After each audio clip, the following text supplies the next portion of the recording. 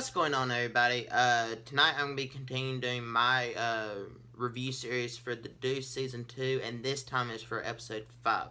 And if you don't already know or haven't watched any of my other reviews, go check them out. I have good conversations, and I give you all my thoughts and opinions.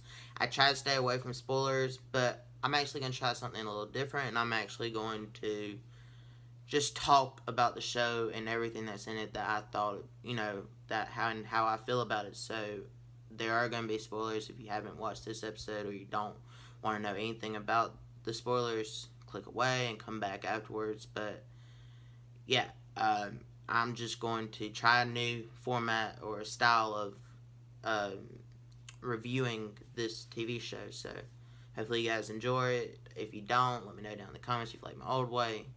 Just give me your feedback, because I want to bring y'all the best reviews I possibly can. So, let's just dive right in. If you don't know who is in the show or who the main two stars are, it's James Franco and Megan Gyllenhaal. I only name off those two because there are so many other phenomenal actors and actresses, like way too many to list off, that it would take me a while to name all of them, so I just do these main two because these are the two main characters. This episode was directed by Zetno Fuentes. Hopefully I said their name right. I'm sorry if I didn't. And the basic synopsis, just so you guys know, is Candy is looking for investors for her movie, Red Hot, while Lori gets an audition for Red Hot, and Abby gets more involved with her cause, with helping the girls, the prostitutes and the showgirls and stuff like that, getting, medicine and, getting doctor's appointments and stuff without being harassed or sexually abused. Because come to find out that a lot of these doctors, when prostitutes go to them, the only way they'll give them medicine is if they blow them or fuck them.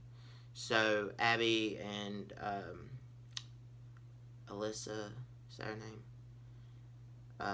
The girl that was with Cece that got away and came back and started this movement, them two are trying to set it up where these girls can, go get the medical attention that they need, get diagnosed with whatever disease that they might have, and help cure it.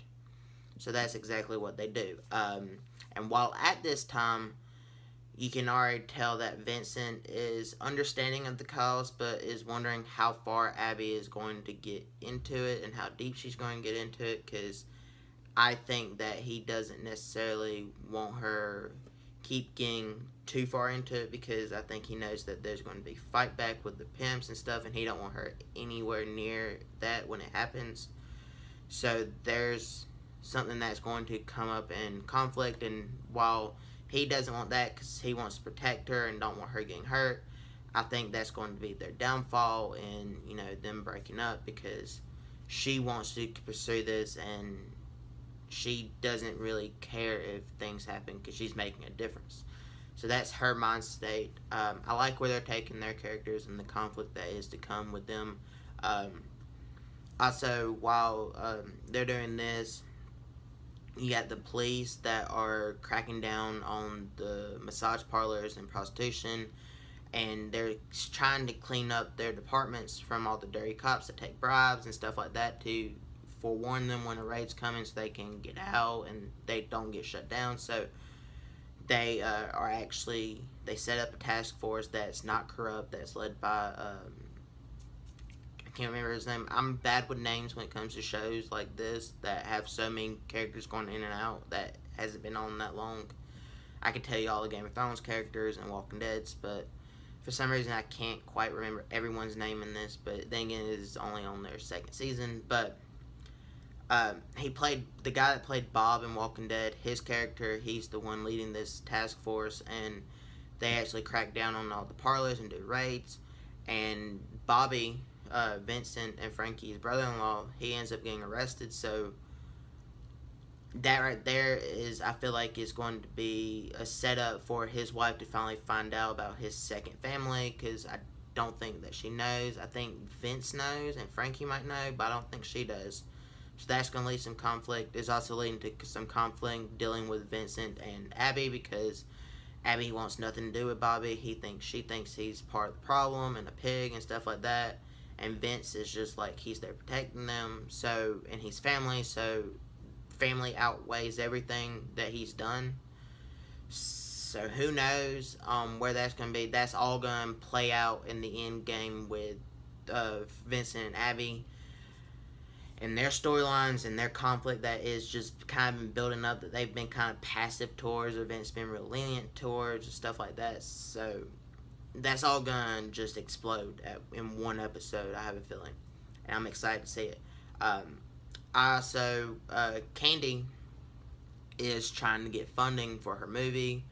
You know, I like where they've taken her character from being a, non-pimpless prostitute and making an honest living without having to answer to anyone. I've loved her character for that reason from the very get-go.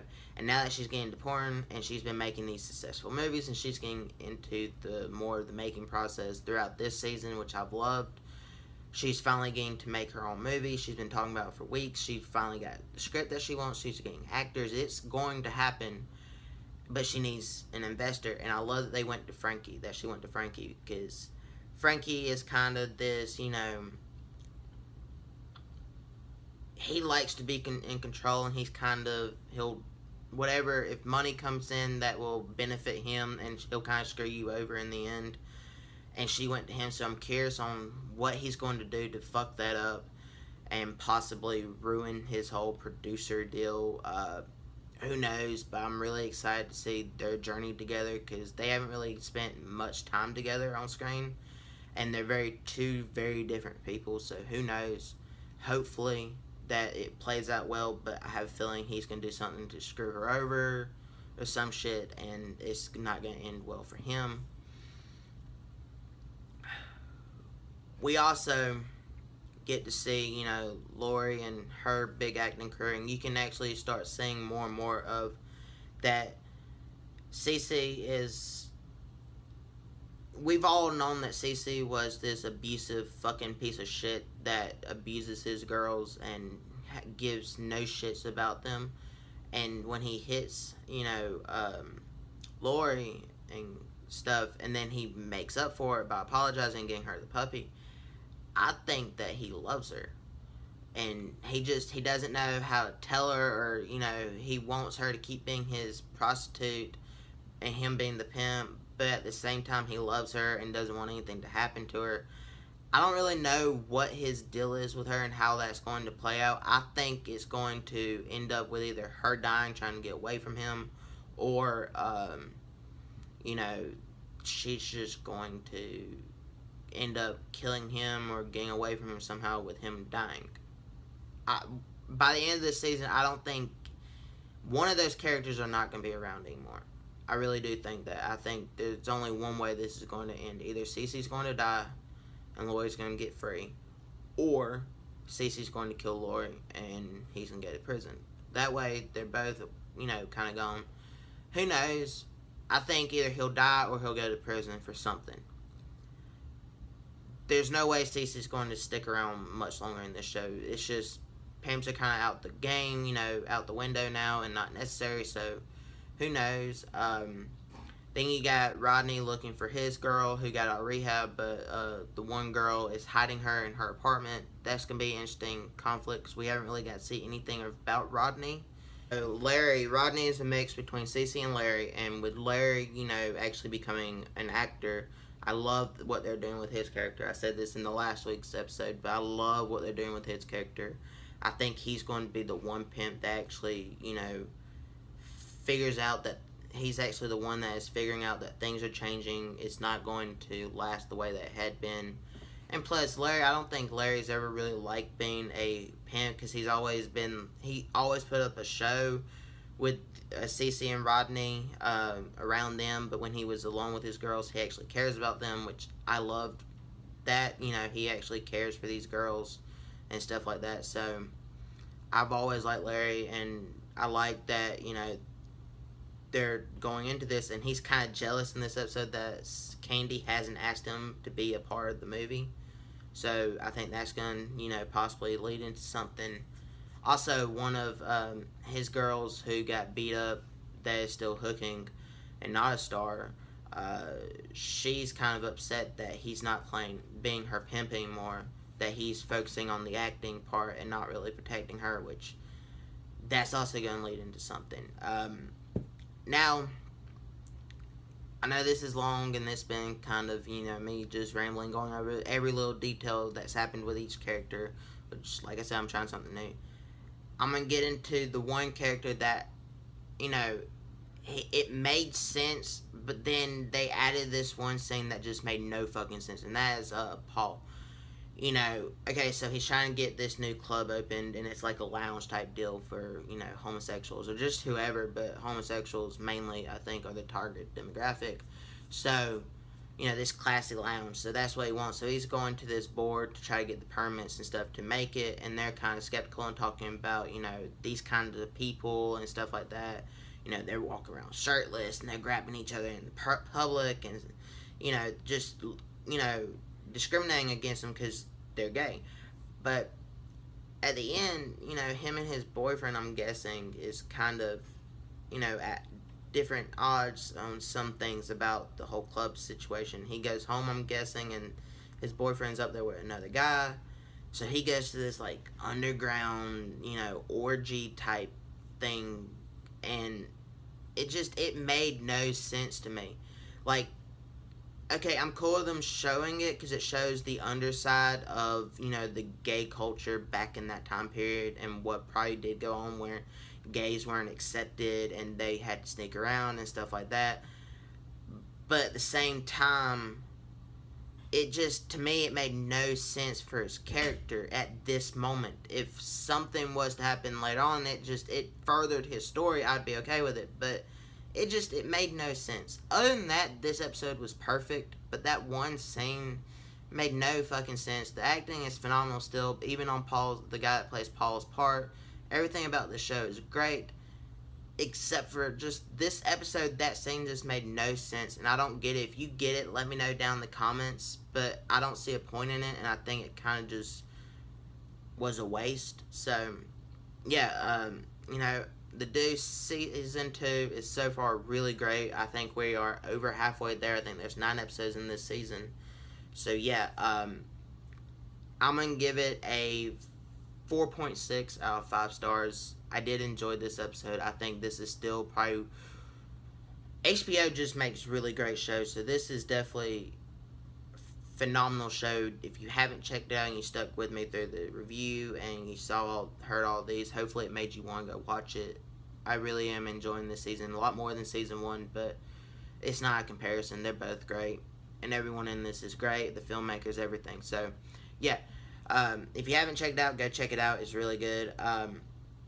Also, if you have any thoughts or opinions, if you agree with me, if you don't, if you think some of the other characters, their time was wasted, or you don't like where they're taking this season, if you like season 1 more than season 2, let's all talk about it down in the comments. We can have a really good discussion. I feel like doing spoilers in my review, I can really talk about, we can really talk about it down in the comments, because you guys know all of my thoughts and opinions on every little detail, so that's going to be fun.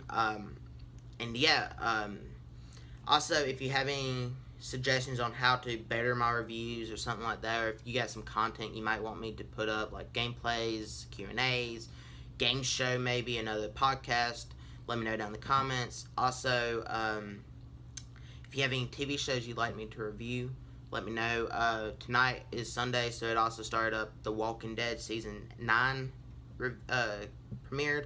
I am going to be watching that right after I upload this, and I'm going to be reviewing it, so be on the lookout for that, and stick with me for both of these reviews, plus my Mayans review on Tuesdays, and tomorrow or today, I think it's midnight now, I am going to be doing my 4K Blu-ray collection updates. It's a good time. I go through everything I picked up. I also give away 2 digital copies, so, watch that one. And yeah, in the description, I'll have links to my Instagram, Twitter, and Facebook pages. You can click on over there for updates on my personal life, things I'm working on, things I might be doing, things I'm, might be thinking about doing. I might ask you a question or do a poll type deal on some things ideas that I might have to do as videos. you never know. Just follow me over there. You can also message me over there, and we can carry on a full-on conversation if you'd like. And yeah, if you like this video, hit that thumbs up button because it always does help me out. Also share it with all your friends, family, everyone that you know, and people that you don't know. And hit that subscribe button for more awesome content like this. I'll catch you guys in the next one. Goodbye.